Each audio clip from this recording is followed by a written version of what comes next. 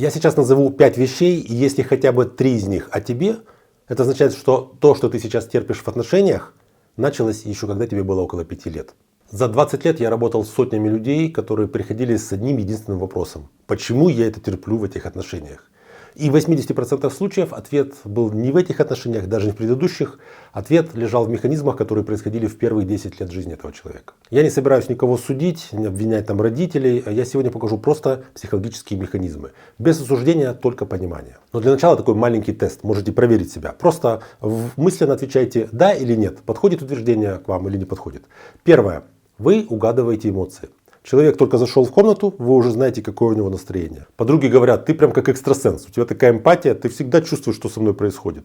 Это не дар, это навык выживания. Второе. Вам сложно просить о помощи. Вы стараетесь все делать самостоятельно, потому что когда-то в детстве вам дали понять, все твои потребности это неудобство, поэтому справляйся сама. Третье. Вы чувствуете вину или тревогу, когда вам хорошо. Вот мне так хорошо, что за это должна прийти расплата.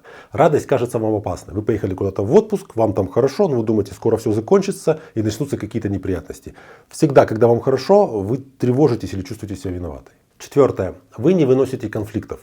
Вы не выносите даже ситуацию, когда конфликт только может произойти. При этом не то, что вы там не любите конфликты. Вы чувствуете, что когда нужно с человеком поговорить, предстоит серьезный разговор, у вас начинается перебои в сердце, потливость, сухость во рту, вам сложно. Вы можете чувствовать себя, что вот-вот я потеряю сознание. То есть вы не выносите конфликтов, потому что когда-то в детстве вы понимали, что конфликт равно угроза жизни. Пятое. Вы обесцениваете собственную боль. Ну меня ж не били, ничего ж такого не было. Ну кому я буду жаловаться? У других может быть и хуже. Вас с детства приучили обесценивать собственную боль, собственный какой-то дискомфорт. Если вы на собственном опыте пережили хотя бы 3 из 5 названных пунктов, то следующее видео для вас. Ваш мозг – это машина по поиску знакомых паттернов. Не плохих, не хороших, а просто знакомых. Если ребенок в детстве рос с непредсказуемыми родителями, то он привыкает к тому, что спокойствие равно опасность. Потому что любое спокойствие означает, что вот вслед за этим начнется угроза моей психической безопасности. И когда в 25 лет вы встречаете спокойного, доброго мужчину, вы чувствуете, что нет химии здесь.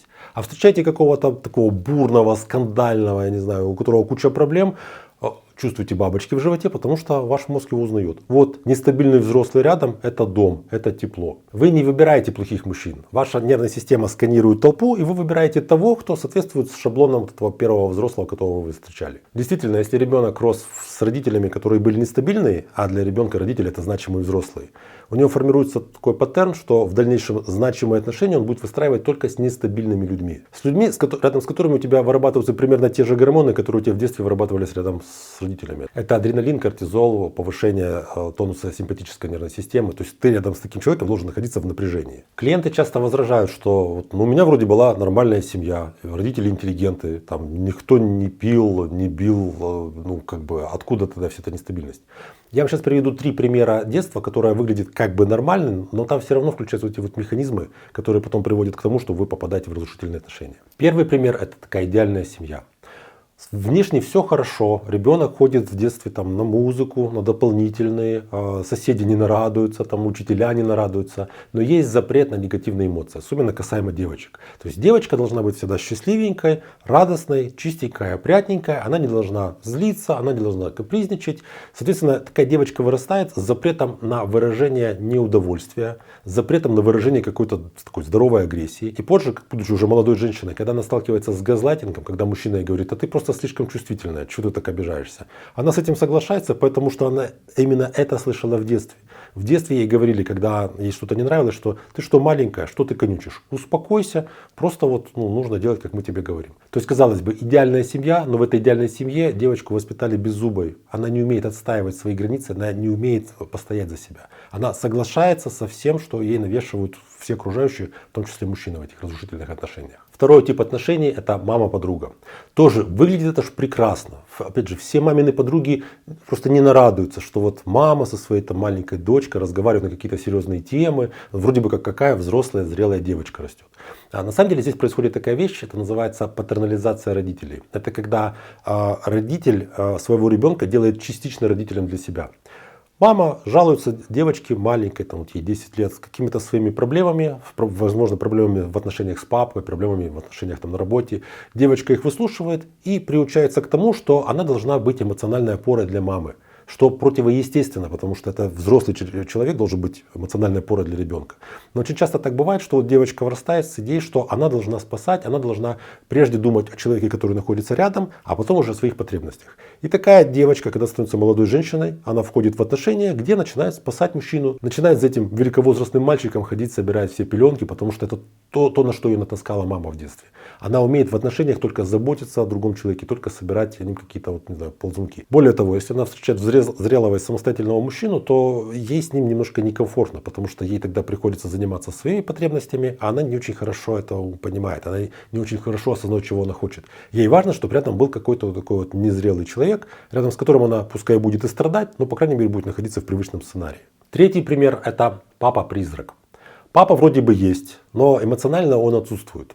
Ну, раньше это была ситуация, когда папа уходит на работу, вот, когда дети еще спят, а приходит с работы, когда дети уже спят. Сейчас классика — это папа айтишник. Когда папа вот он есть вроде бы, дочка его видит, но он всегда отвернут спиной, сидит, неморгающим взглядом смотрит в компьютер, там он либо работает, либо в какие-то танки играет. А девочка приучается к тому, что мужчина, он нормально, если он есть иногда. Она привыкает быть незаметной. И такая девочка, когда вырастает, в отношениях ей нормально, если мужчина иногда ее замечает, иногда уделяет ей внимание. Вот эти, знаете, цветы раз в году, там, на день рождения, на какой-то один праздник, это вроде бы достаточно уже неплохо. Потому что в детстве эта девочка находилась рядом с мужчиной, который для нее кажется чем-то таким вот замороженным, которое иногда отмерзает. Узнали хотя бы один из трех этих сценариев? Или может быть два? Это не ваша вина, даже не вина ваших родителей, потому что у ваших родителей тоже были соответствующие родители, там было другое время, но это ваша реальность, это то, с чем можно работать, то, что нужно учитывать. Сейчас вы, возможно, думаете, ну вот теперь я все понимаю, действительно, вот это было в моем опыте, теперь, наверное, я могу все это изменить. К сожалению, нет. Просто одного осознавания того, откуда взялась проблема, не хватает, потому что те нейронные связи, которые формировались 10, 15, 20 лет, они просто от осознавания, от того, что ага, вот как оно происходит, они от такого понимания не меняются. Они переписываются опытом, новым опытом безопасных отношений. Вот почему терапия работает не через советы, она работает через опыт, через то, что рядом появляется человек, терапевт, который тебя не осуждает, который не обижается на тебя в ответ на то, что ты как-то ведешь себя, казалось бы, неправильно, который может принять тебя с твоими какими-то неприятными переживаниями. Ты получаешь здоровый опыт, который контрастирует и конкурирует с тем детским травматичным опытом, который ты получил в детстве. И твоя нервная система впервые получает такой вот новый опыт, что можно быть собой и тебя не бросят. Причем это не теоретически, а вот практически, телесно, на уровне вот этих детских контрактов.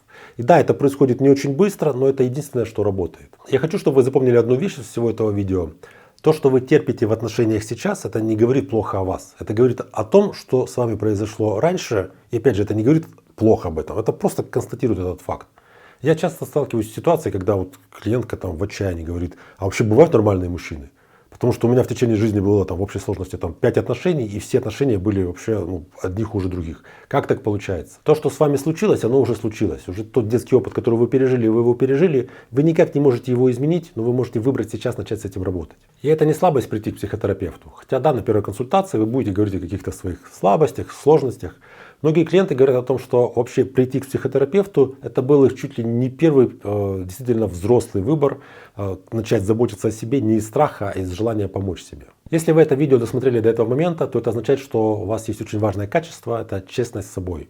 Вы понимаете, что так, как вы живете или жили раньше, вы уже жить не можете, как жить по-другому не знаете, но вам важно это изменить. Я работаю 20 лет с травмами привязанности, и первая сессия это никогда не, вот, знаете, расскажите мне про свою маму. Первая сессия это когда мы начинаем разбираться в том, какие паттерны управляют вашей жизнью прямо сейчас, какие из них вам максимально не подходят и какие мы начнем менять первыми. Ссылка на запись в описании под этим видео. Первый шаг самый тяжелый, но вы уже его делаете. Если вы знаете такую женщину, которая постоянно выбирает не тех, пришлите ей это видео. Возможно, она впервые поймет, что дело не в выборе, а дело в том, что выбора никогда не было.